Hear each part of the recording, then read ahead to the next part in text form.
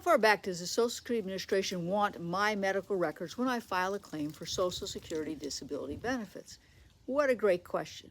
When you apply for your Social Security disability benefits, you're going to be asked to provide a list of physicians who've seen you so that the Social Security Administration can obtain a copy of your medical records.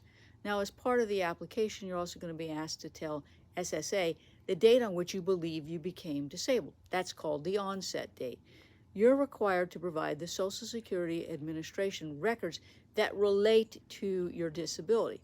And that sounds simple, but it could be hard in practice.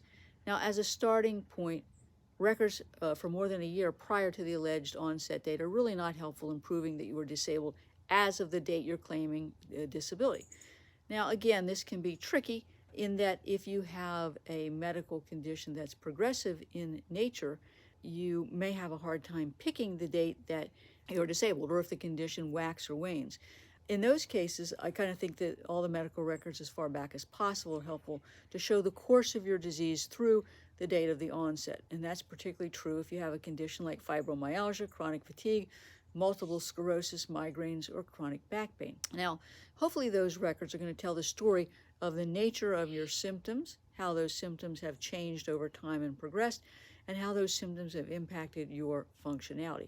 It might be that you have had to change jobs, you've been terminated, you've had other problems in the course of the progression of this disease that has impacted your ability to work. So the combination of your medical records and the employment history will help the Social Security Administration, potentially a judge, understand the progression of your symptoms of any medical condition that may or may not have a lot of objective findings or may not have actually been diagnosed prior to the onset date. The strategy is obviously different for those who have a diagnosed condition or one that's the result of a discrete accident or injury.